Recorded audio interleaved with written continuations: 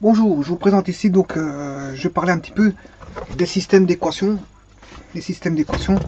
Sachez que la journée aujourd'hui elle démarre sous bon augure parce que j'aperçois un soleil toujours présent pour l'instant. C'est pas le soleil qui est important, mais c'est surtout la brise, hein, parce que si vous avez du soleil et qu'il y a de la brise froide, on n'a pas envie de sortir. Si vous avez du soleil et qui lui est chauffant, là, avec une brise moins forte ou une brise faible ou pas de brise du tout, à ce moment-là, on peut se dire que la journée sera réchauffée. Voilà, ceci étant dit, je vous présente ici donc un système d'équations. Un système d'équations linéaires, A, M équations et N inconnus. Bien sûr, ceci est dans le champ R plus fois. Le champ R plus fois. Je rappelle qu'un champ, c'est un corps commutatif. Hein. Ouais, avant de parler de corps, il faut parler d'anneaux, etc., etc. Il faut parler de groupes, etc. Voilà, il faut traiter les groupes. Les groupes au niveau de R+. R+, est un groupe. R0 fois est un groupe aussi. Là, on peut parler, je veux dire, d'un champ. D'un champ. Bien sûr, il faut aussi qu'il y ait la distributivité aussi entre la loi plus et la loi fois. Voilà. Donc, ceci étant dit, on a un champ.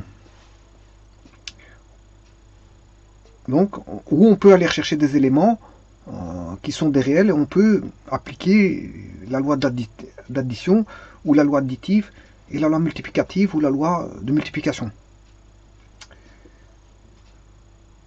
Voilà. Bon, quand on a ceci, 2x plus 3 égale 4. Bon, qu'est-ce qu'on remarque? Beaucoup de choses là-dessus. Tout d'abord, on a un x qui est une lettre. C'est une lettre latine. On a 2, on a 3, on a 4, on a les opérateurs plus et l'égal. Bon, ça fait beaucoup d'écritures. 1, 2, 3, 4, 5. 1, 2, 3, 4, 5, 6. 6 écritures. Bon, vous allez dire ici, ces deux nombres. Ne peut-on pas les rassembler en un seul? Bien sûr que si. Pourquoi? Parce que on sait faire des opérations. On a la loi dans R, la loi additive et la loi multiplicative. Donc, si je change le membre, enfin, je soustrais dans chaque membre la valeur 4, et là, on voit bien que je peux réunir ceci en une seule valeur qui est moins 1. Donc, voilà, plus par moins, ça donne du moins. J'aurai moins 1 égale 4 moins 4 égale 0. Voilà. Donc là, j'ai réduit. Une équation peut se réduire en des équations équivalentes. Est-ce que cette équation-ci est la même que celle-ci? Bien sûr que si. Pourquoi? Deux équations sont équivalentes s'ils ont même un ensemble de solutions. Or, la solution de 2x plus 3 est la solution de 2x moins 1. Et la solution de celui-ci, vous comprendrez, c'est 1 demi. Hein. Si je fais passer, enfin, si je fais plus 1 pour la résoudre, mais il faut isoler, bien sûr, l'inconnu.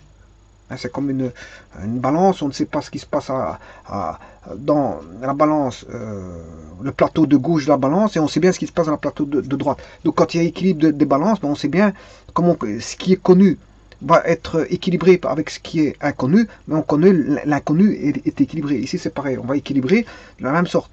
Plus 1, moins 1, 0 plus 1, et on a bien sûr ici, ça fait 0, 0, plus 1, parce qu'on a 2x égale 1. Donc ce qui veut dire que là encore une fois, pour équilibrer, ben, on va multiplier par l'inverse. On a une loi additive, multiplicative ici. Là on a une loi multiplicative, donc on va multiplier par l'inverse dans chaque membre. L'inverse de 2 qui est 1 demi, 1 demi fois 2, et bien sûr ce qu'on fait dans un membre, on est obligé de le faire de la même manière dans le membre dans l'autre membre. Pour retrouver que x, la solution c'est x égale 1 demi. Voilà, on a une solution qui est x égale 1 demi. Si je prends ici 1 demi, une fois 2, 1 demi fois 2, ce qui fait 2, ce qui fait 1, 1 plus 3, ça fait bien 4. Donc on a deux équations équivalentes. C'est normal. Pourquoi deux équations équivalentes?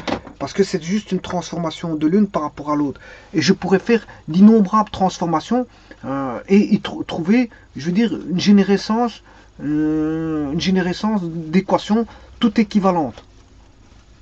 Toutes équivalentes. Non pas uniquement en multiplication, mais aussi en rajoutant des valeurs. Regardez ici, si je fais une multiplication de celui-ci, ça fera 4x plus 6 est égal à 8. Mais voilà, c'est un système équivalent. Pourquoi? Parce que j'ai multiplié par 2. J'ai multiplié par 2.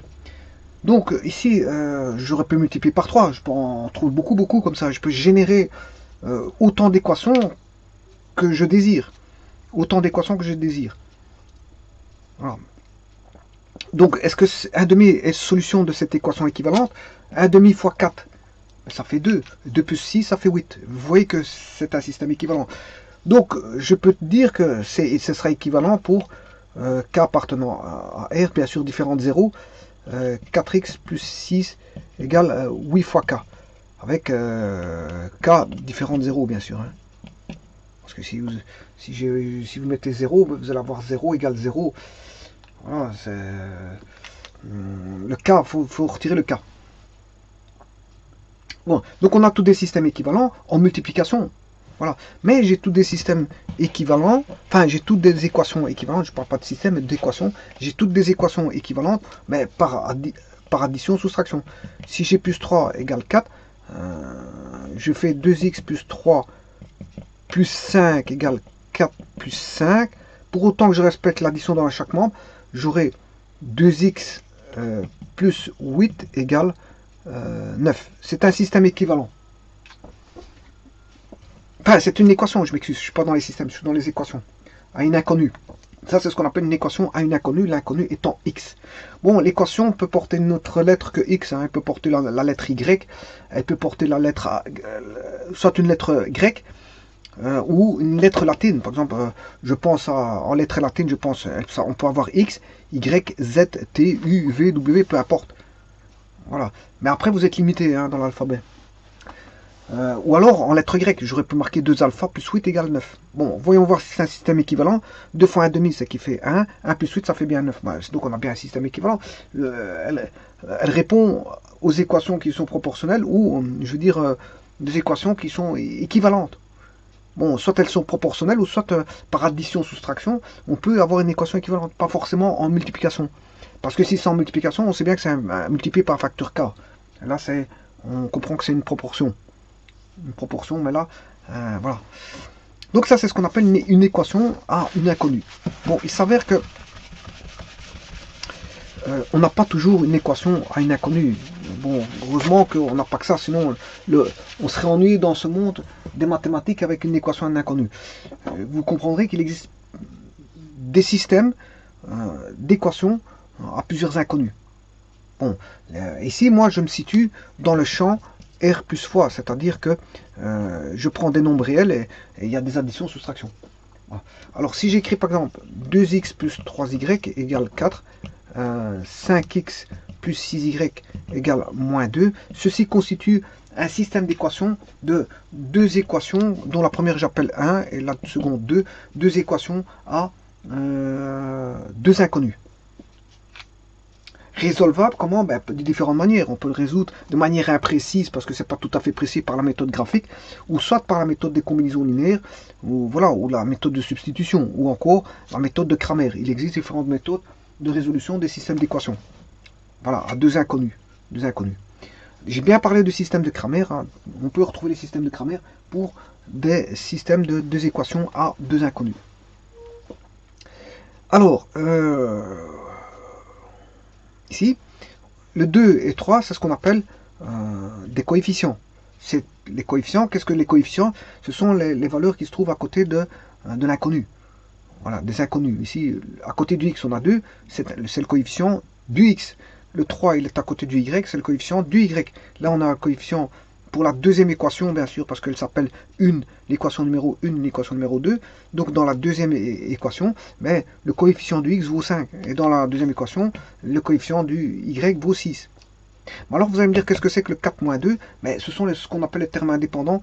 4 est le terme indépendant de l'équation numéro 1 et moins 2 est le terme indépendant de l'équation numéro 2. Mais 4 est le terme indépendant placé à droite du membre. Voilà, dans le membre de droite de l'égalité.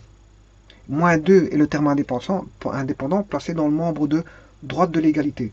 Parce que je peux écrire ceci. 4 va devenir bien sûr l'opposé. Si j'enlève moins 4, il faut que j'enlève moins 4 ici. Voilà, et là j'obtiens 0. Voilà. Là je vais faire plus 2 pour avoir 0, mais je dois rajouter plus 2 ici. Voilà, donc là on a les opposés bien sûr. On a les opposés. On a moins 4 plus 2. Moins 4 plus 2. Donc là, égale 0, égale 0. Là, c'est un système équivalent. Il n'y a rien qu'à changer. C'est simplement que... Enfin, rien qu'à changer. Non, parce que c'est juste... Enfin, au niveau des solutions, on a un système équivalent. On a un système équivalent. C'est juste que l'écriture du 4 n'est plus passée à droite du membre, mais on prend son opposé, on place à gauche, de telle manière à avoir des zéros ici. Mais les termes indépendants sont là. Donc les coefficients, c'est les nombres qui se trouvent à côté des inconnus, et le terme indépendant, c'est celui qui c'est la valeur où il n'y a pas d'inconnu à côté de lui. Et généralement, ces termes indépendants, on les place à droite du membre, enfin, oui, à droite du membre de l'égalité, et non pas à gauche. On les remet ici. Voilà. Donc ça, c'est ce qu'on appelle un système de deux équations et des inconnus. Bon, maintenant, il se pose si on veut généraliser les systèmes d'équations à plusieurs inconnus, il se pose un petit problème avec les x, y, voilà, z, t, comme je vous ai toujours dit avec les parties. Avec les parties, ben, si je prends x qui est une partie, y qui est une partie, z est une partie, bon, à un moment donné, on est limité au niveau de l'appellation de nombre d'inconnus. Alors pour généraliser, généralement, on fait appel aux notions de famille. Alors, on a une famille quand on a i avec i qui appartient à une indexation. L'indexation, généralement, commençant par la valeur 1, et va par pas de 1. Par exemple, 1, 2, 3, etc. jusqu'à n, par exemple. Voilà. Ce qui veut dire qu'ici, ma famille f, ici, ma famille, ben, ce sera... Enfin, ici, je m'excuse, c'est les index. Hein. Ici, c'est les index. Ma famille, c'est ceci, c'est les ui. Avec i qui étant un index. C'est-à-dire qu'on aura une écriture indicielle, indexée ou un pointeur. Et donc c'est celle qui sied le mieux ici. Le mieux, vous allez voir pourquoi au fur et à mesure que je vais expliquer que le pointeur est la meilleure manière de, je veux dire, d'expliquer les choses ici. Donc ici, on va appeler ça, les inconnus ne sont plus x, y, z, t, u, v, w, et puis après on ne sait plus continuer parce qu'une fois qu'on arrive à Z, on n'a plus de lettres de l'alphabet, à moins que je prenne A. Mais le A, généralement, ça représente des nombres. Voilà, ça ce sont des nombres. Et X, Y, Z sont des inconnus. Voilà, ça ce sont des nombres purs. Des nombres, et là on a des inconnus. Donc après X, Y, Z, je ne peux pas appeler A parce que A, généralement, c'est pour symboliser des nombres. A, B, C, D sont symbolisés par des nombres. Non, les inconnus, c'est X, Y, Z. Bon, ben, pour éviter ce problème-là, je vais parler en termes de famille, c'est-à-dire en termes de pointeurs et d'indices. Donc, j'aurai la famille XI avec I appartenant à un pointeur, un indice, voilà, un indice qui appartient à un ensemble de 1 à, je sais pas, N, par exemple. Donc on aura, ce qui veut dire qu'on aura x1, x2 si on a deux inconnus, x3 si on a trois inconnus, x4 si on a 4 inconnus, et là xn si j'ai n inconnus. Donc vous voyez que je suis plus limité par l'appellation des lettres. Voilà. Je rappelle que les inconnus peuvent se mettre sous forme latine ou grecque. Hein, je peux appeler ça alpha, bêta, gamma, delta, voilà, epsilon, rho, mu, θ, mais généralement les inconnus peuvent être alpha, bêta, oui d'accord, gamma, mais le mieux c'est de mettre les indices ici. Les indices ici. Alors dès le moment où je parle d'écriture indicée, donc de famille, ben, vous comprendrez que si j'écris ceci, A, x1, ben, lui, le coefficient, pour le relier à l'inconnu numéro 1, ben, devrais lui mettre un indice. Plus A2 x2 plus A3 x3 égale B1. Voilà. Terme indépendant, j'appelle B1. Donc on a les coefficients ici, et là j'ai le terme indépendant. Là, bien sûr, on a les inconnus, x1, x2, x3, mais bien sûr, on n'a pas un système, parce que pour avoir un système, il faut que j'écrive, par exemple, voilà. Ici se pose un petit problème. Il se pose un petit problème, puisqu'en fait, ici j'ai x1, x2, A1, X1, X2, X3. Voilà, là j'ai B1. Bon, maintenant se pose un problème. J'ai besoin d'une deuxième équation. Ça c'est la première. J'ai besoin d'une deuxième équation pour l'exprimer en fonction de ceci. Donc j'ai X2, X2, X1, pardon, je m'excuse, on a toujours X1, par rapport à X2, par rapport à X3. Comment je vais appeler, ici on peut appeler ça B2, ça ne changera pas. C'est le terme indépendant de la deuxième équation. Voilà. Ça, ce sont les inconnus variables. Les inconnus variables, voilà.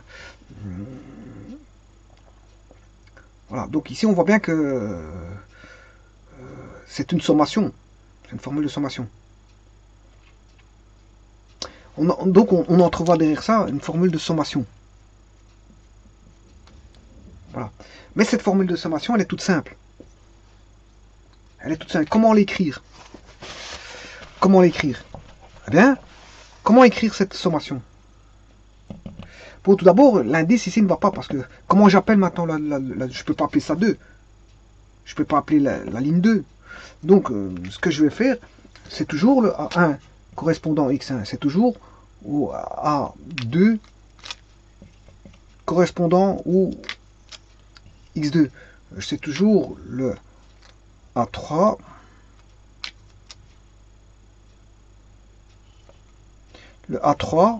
ici je me suis trompé, c'est le A2 correspondant au X2, c'est toujours le A3 correspondant au X3. Là j'ai toujours, 3 petits points, le A1 correspondant, il y a plusieurs équations bien sûr, où, il faudrait que je change, j'ai toujours AX plus A X plus AX égale B3 parce qu'on est en troisième équation. Voilà, là j'ai 1, 2, 2, 3, 3. Voilà. Se pose un problème. Fondamental ici qui est je ne peux pas l'appeler XA1. Parce que les X1 ils sont les mêmes, oui, c'est les mêmes inconnus. X1, X1, X1, c'est trois les mêmes inconnus. G, X2, X2, X2, c'est les mêmes inconnus. X3, X3, X3, c'est les mêmes inconnus. B1, B2, B3, c'est trois termes indépendants différents. Voilà, mais on sait les distinguer par B1, c'est de la première équation, terme indépendant de la première équation, situé bien sûr à droite de l'égalité. B2, c'est le deuxième terme indépendant situé à droite de l'égalité de la deuxième équation. Et B3 est la troisième terme indépendant situé à droite de la troisième de l'égalité de la troisième équation. Bon, donc B1, B2, B3, on ne sait pas se tromper au niveau des indices. X3, on ne sait pas se tromper parce que c'est l'inconnu X3. X2, on ne sait pas se tromper. X1, voilà, se pose un problème avec les coefficients. Comment peut-on appeler les coefficients?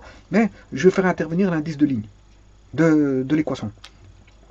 Donc ça correspond à l'équation 1, correspond à l'équation 1, correspond à l'équation 1, correspond à l'équation 2, correspond à l'équation 2, correspond à l'équation 2, correspond à l'équation 2, correspond à l'équation 3, correspond à l'équation 3, correspond à l'équation 3. Alors, comment écrire cette somme-là? Voilà. Donc en fait, là j'ai un système d'équations. J'ai pas une équation, j'ai plusieurs équations. Et il faut savoir que quand on écrit plusieurs équations comme ceci, ben, elles doivent se réaliser simultanément. Hein. C'est toutes les trois en même temps, d'où l'accolade. Alors maintenant, comment écrire cette sommation? C'est une formule sommatoire. Voilà. Comment écrire cette sommation? On voit bien que plus, plus, plus, plus, plus, plus. Bon. On a, bien sûr, vous comprendrez qu'on a du A et du X. Du A et du X, voilà, est égal à AB. Alors, comment écrire cette formule sommatoire? Bien sûr, le I va varier. Je vais mettre un K ici. Le K va varier. Voilà. Le K va varier. Alors, on voit bien que c'est un produit. Mais que vaut ce produit-là? Dans un système d'équations, que vaut ce produit? Que vaut cette somme de produits? Ce A fois X, que vaut-il? Bon, mais on va s'intéresser à ça et on va vous dire, je vais vous dire tout de suite ce que ça vaut, exactement. Mais avant toute chose, je vous présente ici un système. Je vais revenir sur la formule sommatoire. On va la trouver, c'est pas un problème ça. Je vous présente donc ici un système d'équations de M inconnu, comme je vous ai écrit, hein, A11, A12, A1 jusqu'à A1N, A11, A... Ouais, ici je me suis trompé, c'est A1, A12,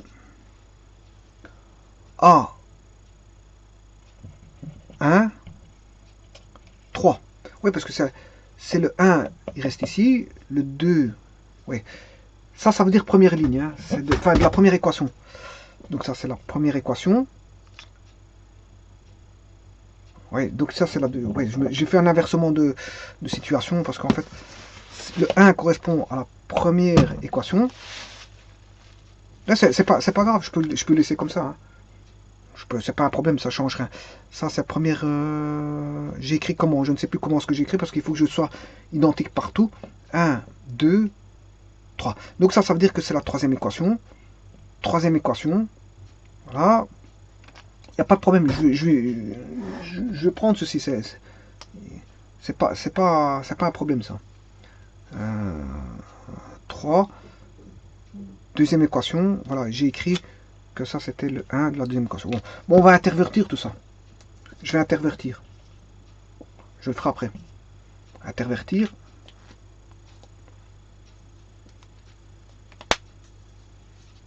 Je vais intervertir. Hein.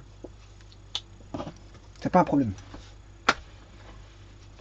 Bon, intervertissons-le directement. Alors, tant qu'on y est, profitons-en. On va l'écrire le système comme ceci. Donc, j'ai toujours les inconnus. Voilà. Pour la première ligne, enfin pour la première équation, deuxième équation, troisième équation, et la énième équation. Voilà. Donc, vous voyez, l'écriture indicielle va amener au système d'équations, je veux dire, une façon de voir les choses très simplement. Première équation, voilà. Si ce n'est qu'ici, donc on a bien les inconnus ici, x1, x2, jusque xn. Voilà. On a les termes indépendants qui sont B1, B2, Bm. Voilà. Les termes indépendants jusqu'à la m ligne. Ce qui veut dire qu'ici, j'ai n équations à m inconnu. Avec un terme indépendant qui est différent de 0. Voilà. Alors déjà de 1, là il faut penser à voir soit si tous les B sont nuls, ça donne un système spécial. Hein. On aura ceci égale 0, la deuxième égale 0, la troisième égale 0, la dernière égale 0. Et tous vaudront 0, c'est ce qu'on appelle un système homogène. Voilà. C'est un système homogène. Mais si le système n'est pas homogène, je considère que j'ai B1, B2 qui sont non tous nuls. Non tous nuls, ça veut dire qu'ils ne sont pas tous nuls. Parce que s'ils étaient tous nuls, on a un système homogène. Là, il peut y avoir des valeurs qui valent 0, mais pas toutes. Voilà. Donc ici, on a un système complet. C'est un système complet. Quand on a des termes indépendants qui sont non tous nuls, on a un système complet. Quand tous les termes indépendants sont nuls, on a un système homogène. Donc on a les inconnus et on a les coefficients. Si ce n'est que les coefficients, on va juste modifier. Le A11 que j'appelle ici, la ligne devient la colonne. Je transpose, je fais une transposition. C'est pour ça que je dis que en écrivant ça, pour moi, c'est pas un problème. Parce que je peux transposer sans aucun problème. Donc la ligne devient la colonne. A11, A2, voilà, A21, A31, A21, A22, A3, A2. Et c'est ce que je vais faire ici, parce que bon, comme je l'ai marqué comme ceci, il n'y a pas de problème. Hein, bon, je pensais pas. Pourquoi j'ai fait ceci? Parce que je ne pensais pas dans un premier temps penser en termes de ligne-colonne. Mais maintenant, je pense en termes de ligne-colonne. Donc maintenant, il faut que judicieusement je mette correctement les choses. Première ligne. Première ligne. Moi, j'aurais pu faire l'inverse, mais à ce moment, il faut chercher la transposée de la matrice. Vous comprendrez que c'est une histoire de matrice. Hein. Vous avez tout de suite compris. D'où la somme proviendra d'un produit matriciel. A1, A1, A1, A2, A2, jusqu'à A2, A1, AI, AI, AI. Voilà. Donc, l'indice de ligne sera l'indice de l'équation. C'est l'équation numéro donné. Si je dis à 4, 3, c'est le coefficient de la quatrième ligne, de la quatrième équation, et donc fatalement de la quatrième ligne, à 4, 3, et de la troisième colonne qui est l'inconnu x3. Ouais. Donc en termes d'indice, on peut retrouver, puisque j'ai indicé, donc j'ai des pointeurs, hein, si j'ai la deuxième ligne, troisième colonne, ben, qu'est-ce qui est indice? Mais ce sont voilà, qu'est-ce qui la meilleure, le meilleur tableau de données qui est indice, ben, ce sont les matrices. Donc, comme on a une indexation sur voilà, en ligne et en colonne, sur deux positions, hein, une indexation verticale et une horizontale, ben, voilà, on s'est situé en indexant verticalement, horizontalement, je peux indexer n'importe quelle valeur. Hein. Voilà, je prends la ligne 2, voilà, et la colonne n, mais je sais aller chercher l'élément de la ligne 2, colonne n. Donc la meilleure indexation possible, c'est la matrice. Cependant, ici on va désaccoupler la multiplication. Je vais la désaccoupler, je vais l'enlever. Donc ce qui veut dire que je vais créer une matrice d'indexation pour les, comment on appelle ça, les inconnus, une matrice d'indexation pour les coefficients. Et bien sûr, une matrice d'indexation pour les termes indépendants. Et c'est de là que vient cette fameuse somme. Et c'est maintenant que je vais vous montrer comment ça va la somme là. Bien, pour ça, il faut que je reparle de... je vais me baser sur les matrices.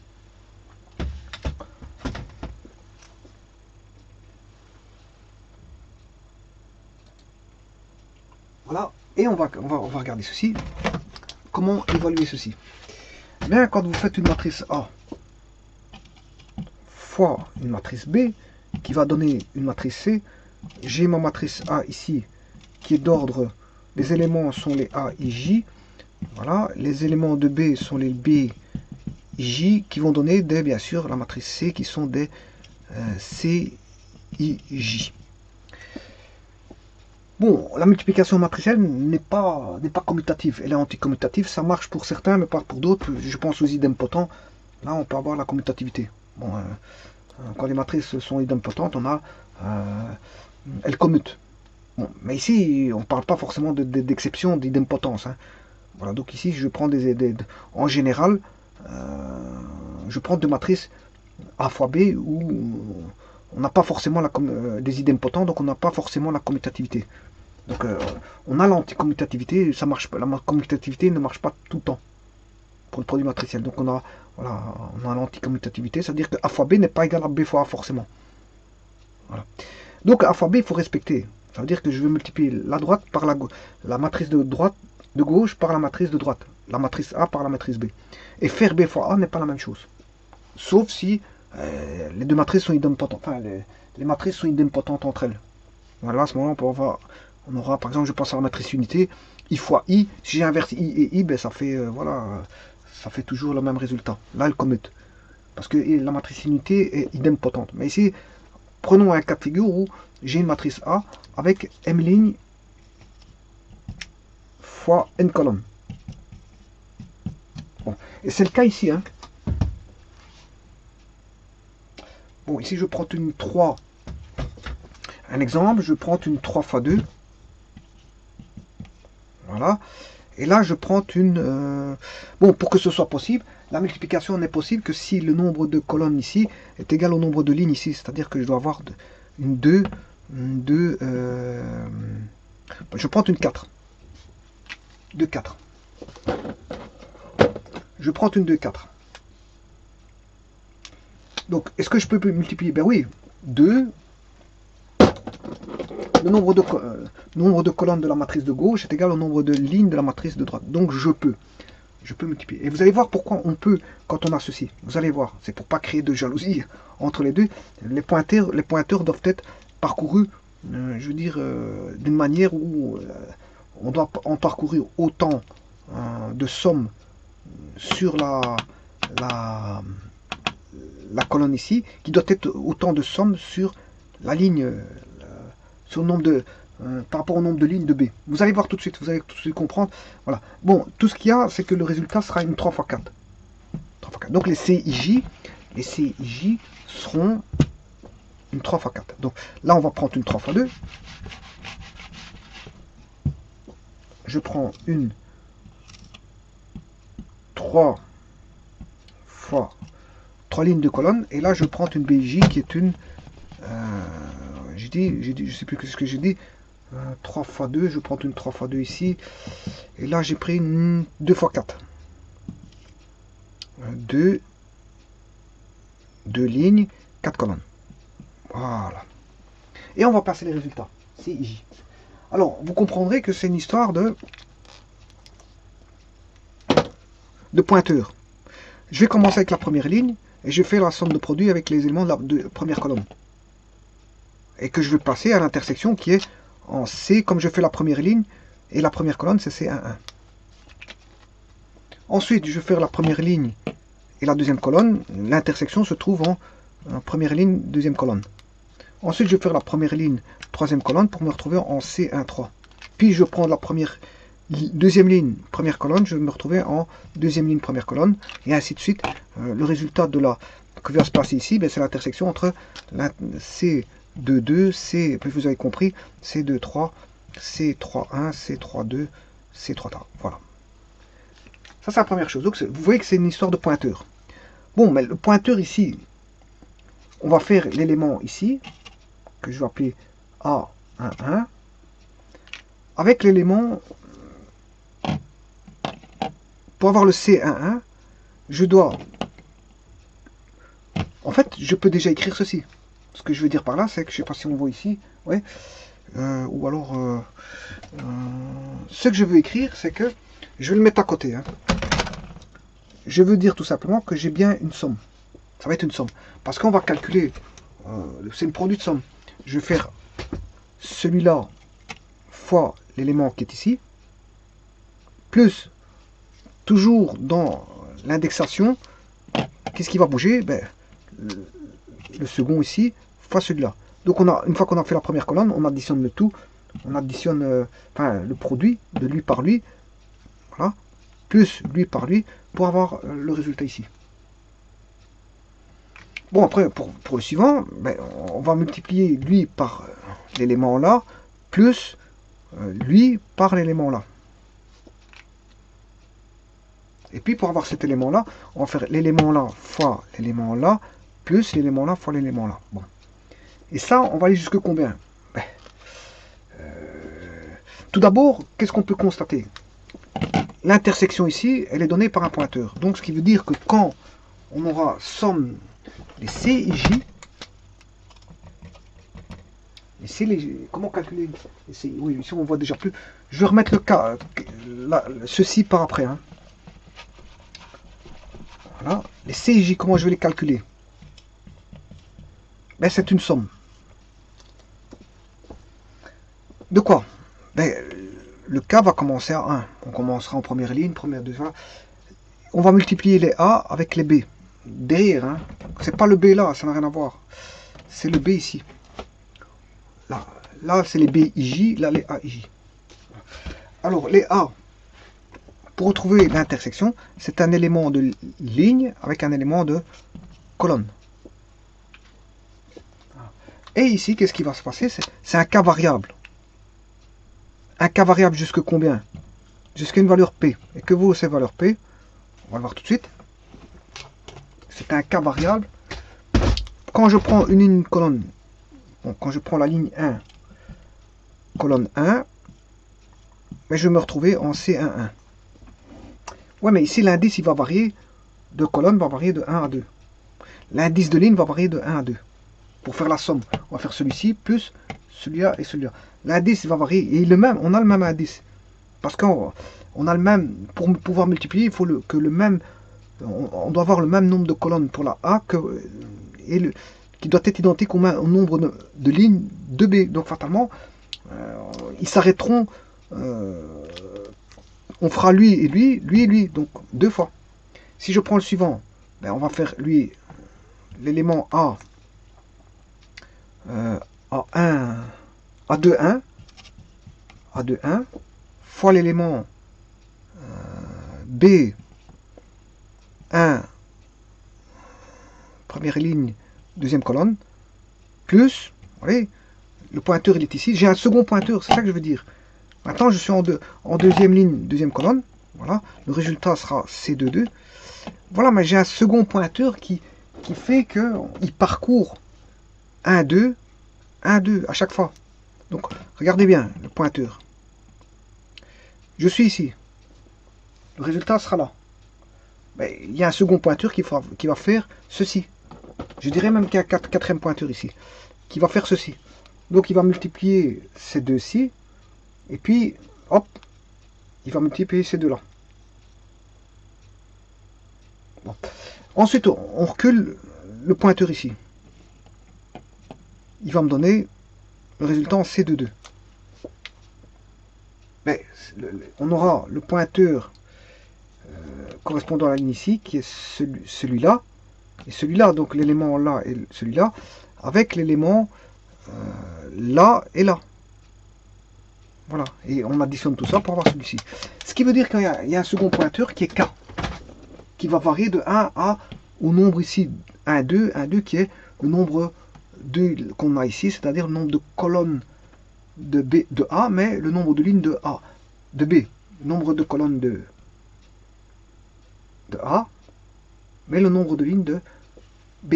Et ils auront toujours les mêmes valeurs, puisque pour que ce soit multipliable, il faut qu'ils aient la colonne de celui de gauche, qu'on va multiplier avec celui de droite, doit être égal au nombre de lignes de celui de droite. Donc fatalement, on aura toujours les mêmes valeurs ici. Voilà, on aura toujours les mêmes valeurs. Et cette valeur, c'est P. Cette valeur, c'est P que je mets ici. Donc on va aller de K égale 1 jusqu'à combien? Ben, c'est la valeur K. Voilà, BKJ. Voilà. Ça, c'est pour toute une matrice que je vais multiplier de A. Ça provient de les éléments là, de CIJ. Mais ce sont les éléments que je vais placer dans la matrice alphabet. Faisons la même chose ici. Et je dirais même plus avec celui-là. Parce que ici, j'ai changé les indices. Voilà, j'ai changé les indices. Et maintenant, je ne sais pas si on voit le P. Le P, il est là. Hein. Voilà, j'ai mis P.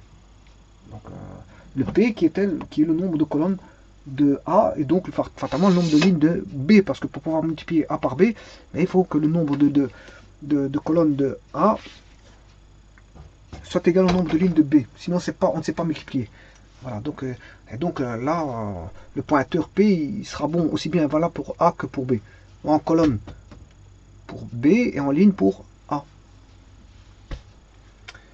Alors, faisons la même opération ici. Qu'est-ce qu'on a?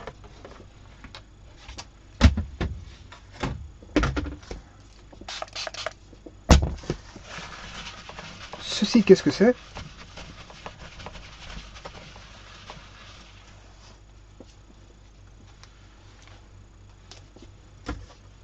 Oui, et donc ça correspond à quoi? C'est une multiplication matricielle. Hein. A fois B égale C. Alors, mais ça, on a ça ici. On a ça ici. Donc ici, on va modifier. On a A, I. Voilà. On va juste modifier ceci.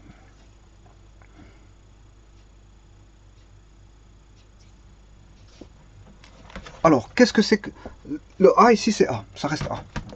Donc, on a bien AIK. Le B, ben, c'est les XI. Maintenant, je suis parlé en termes de A fois X.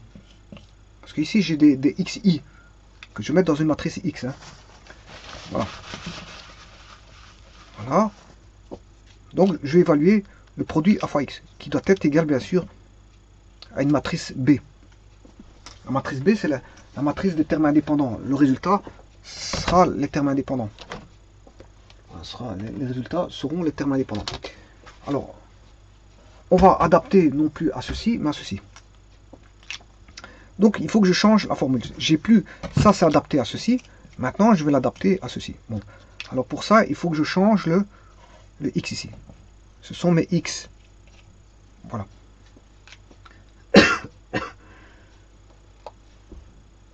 Et les K, ils vont varier de combien à combien?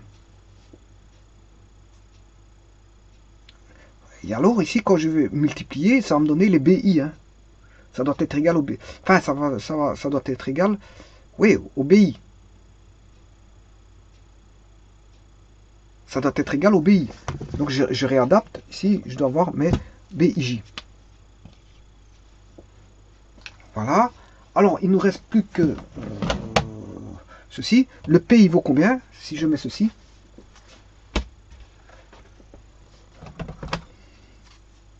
Ben, on a M ligne, il doit aller jusque... Ben, non, c'est les colonnes qu'il faut regarder.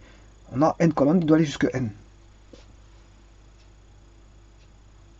Il doit aller jusque N.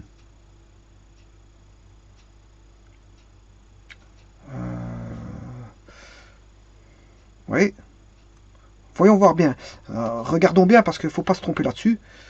Il doit aller jusque combien? Est-ce qu'il doit aller jusque M ou N? M de Martin, N de Nestor. Attends, je vais réfléchir un petit peu. Donc on a les M ligne, N colonne pour A. On a M ligne, N colonne pour A. Donc c'est un système de M ligne. La matrice des coefficients fait M ligne et N colonne. Donc on a M équation à N inconnu. Voilà. Alors le X. Le X, pour que ce soit multipliable, il faut commencer à 1. À N. Parce que le nombre de lignes de colonnes de l'un doit être égal au nombre de lignes. Donc le P vaut N. Le P vaut N. Voilà, on a trouvé la formule sommatoire. Voilà. Fois, fois combien? Et ça, on va regarder. On va regarder. Voilà.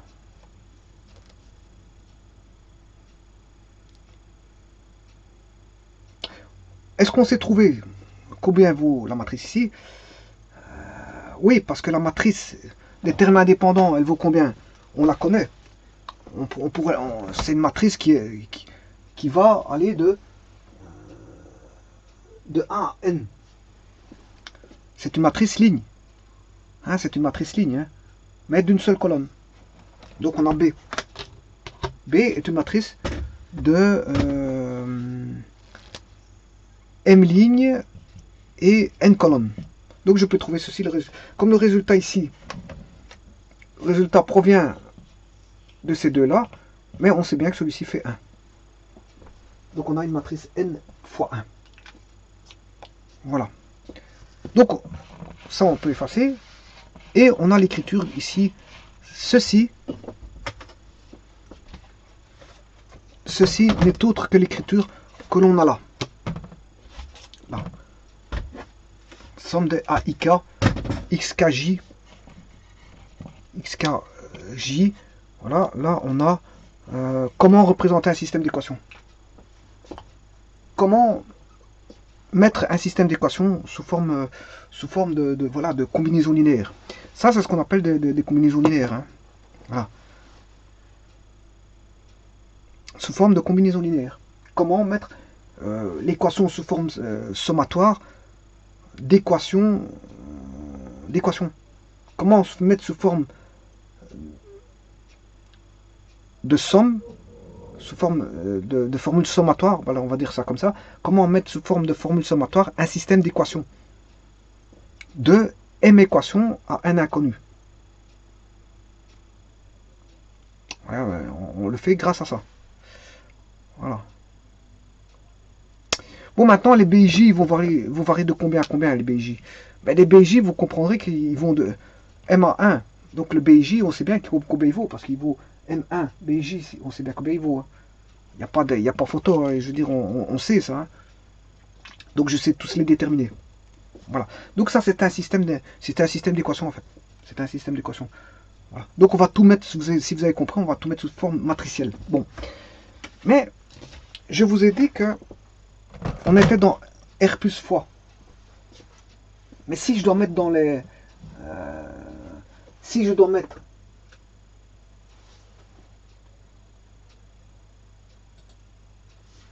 Si je dois mettre sous forme de matrice, donc c'est bien des combinaisons linéaires. Hein. On a bien des combinaisons linéaires. Voilà, c'est des écritures de combinaisons linéaires.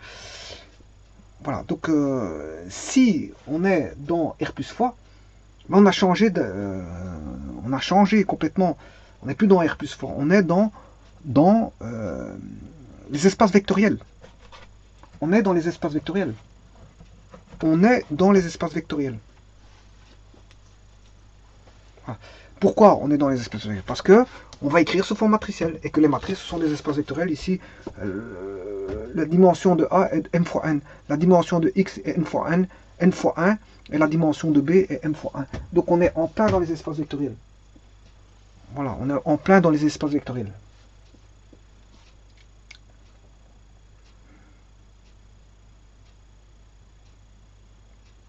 Et donc dans les espaces vectoriels, ben, on parlera de combinaison linéaire.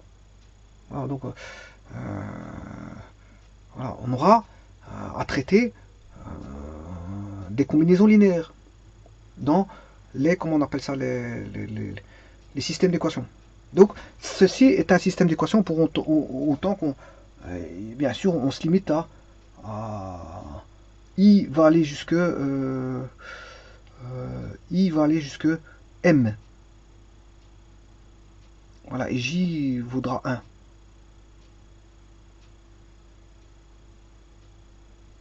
Voilà. Maintenant, mettons ça à profit pour voir tout ça. On va les placer. Le système là, on va les placer. Alors, on a dit que le A, c'est la matrice de coefficients. Vous voyez? On va placer cette matrice des coefficients. Donc, on est en plein dans un espace vectoriel maintenant. Sur le champ des réels, bien sûr. Donc là, j'aurai 1, 1, 1. On a isolé comment on appelle ça, les coefficients. Les coefficients, voilà. A1, 1, A1, J, 3 petits points, A1, N, voilà. Bien sûr, A2, 1, A2, J, 3 petits points, A2, N, AI, 1, 3 petits points, AI, J, 3 petits points, AI, N, 3 petits points, AM, 1, 3 petits points, AM, J, 3 petits points, AMN. Alors, ça c'est pour la matrice M fois N, qui représente la matrice des coefficients. Je la multiplie par la N fois 1, qui est la matrice X. C'est bien ce que j'ai noté à l'instant, hein, la matrice X. J'ai déjà effacé, enfin bref. Et la matrice X, c'est la matrice des inconnus. X1, X2, voilà. 3 petits points, 3 petits points. X, 3 petits points. XI, 3 petits points. X, M. N. Non, XN. Non, X.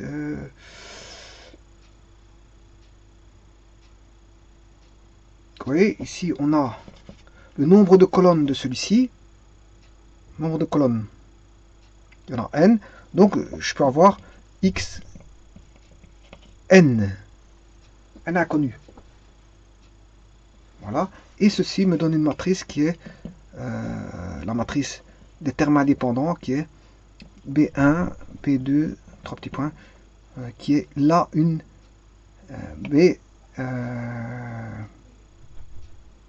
BM.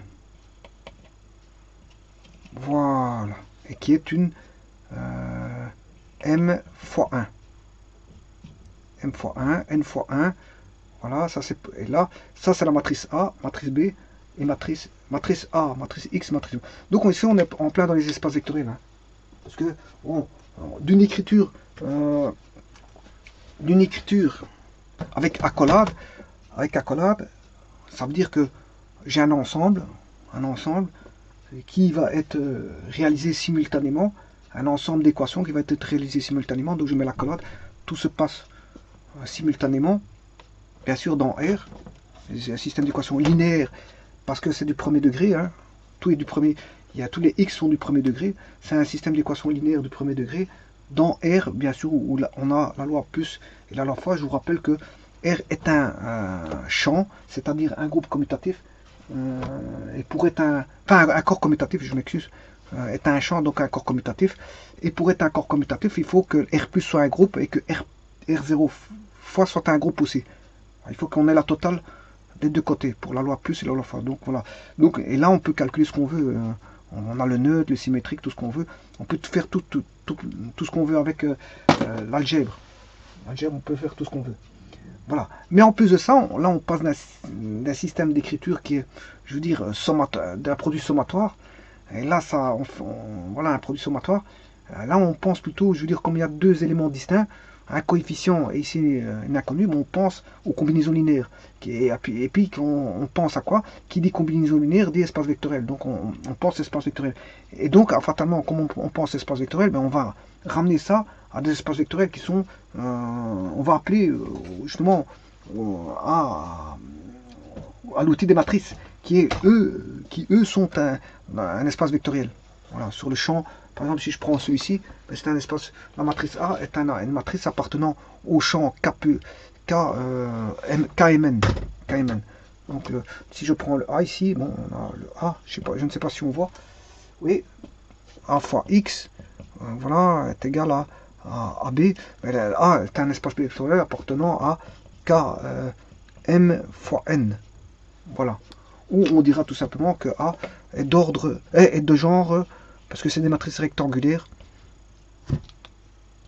M fois N. Voilà. Et là, je peux écrire que X appartient à l'espace vectoriel K N fois 1, ou est de genre N fois 1. Voilà. Et B est aussi un espace vectoriel, bon, je veux dire, B appartenant à l'espace vectoriel sur le champ K, donc M fois 1. Donc vous voyez qu'on a un système de sommatoire d'inconnus avec des nombres, ben on réduit ça à un espace vectoriel matriciel. Voilà, un espace vectoriel qui sont des matrices. Voilà. Alors maintenant, si tous les termes de B sont nuls, là j'aurai la matrice nulle. Ici, là j'ai un système complet, c'est-à-dire que j'ai les coefficients, les inconnus et tous les termes indépendants. Si maintenant j'ai ceci qui vaut 0, ils sont tous nuls. S'ils sont tous nuls, ben, on a un système homogène. S'ils sont tous nuls, bien sûr. Hein. S'ils sont tous nuls, j'ai un système homogène. AX égale 0. Voilà. Maintenant, si M égale N, on a un système de Cramer. Cramer, c'est quand on a une matrice carrée et non plus rectangulaire. Quand on a une matrice carrée, on a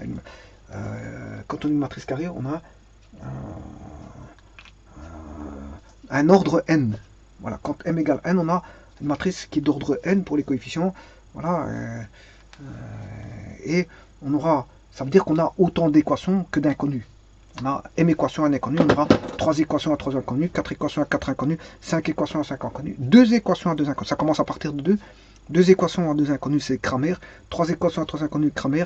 4 équations à 4 inconnus, Cramer. 5 équations à 5 inconnus, Cramer. 6 équations à 6 inconnus, et ainsi de suite.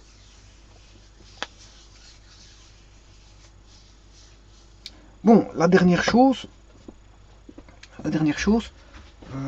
là-dedans, supposons que j'ai toujours mon B ici. Mon B, peu importe si c'est nul ou pas. Hein. Bon, voilà. Je vais reprendre mon B ici, différents zéros. Bon, le but de ce système d'équations, c'est bien sûr de retrouver les solutions qui satisfont aux différentes équations. C'est le but. On peut se demander, on peut se poser beaucoup de questions. Est-ce que poser, par exemple, la question suivante, combien de solutions possède l'équation? Ça, c'est une question qu'on peut avoir, mais c'est de trouver aussi les solutions. Soit on se pose des questions, combien de solutions a le système, ou de trouver tout simplement les solutions. Bon, alors maintenant, il existe encore une dernière matrice. On pourra traiter donc avec la matrice des coefficients, la matrice des inconnus et la matrice des termes indépendants. Maintenant, on peut rassembler ce qu'on appelle la matrice A et B dans une matrice qu'on appelle une matrice complète.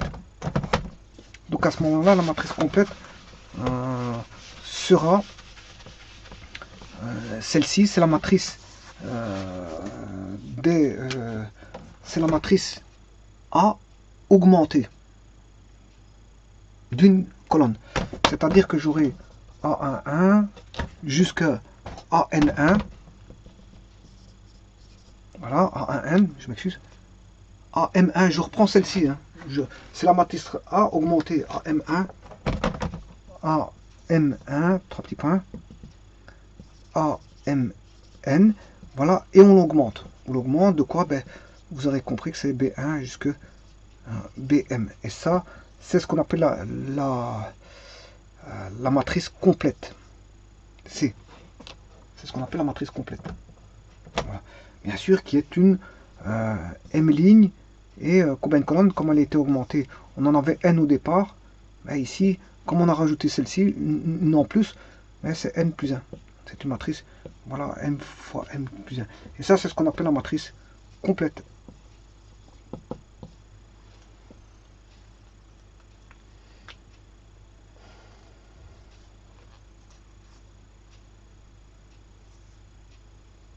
Voilà, je vous remercie.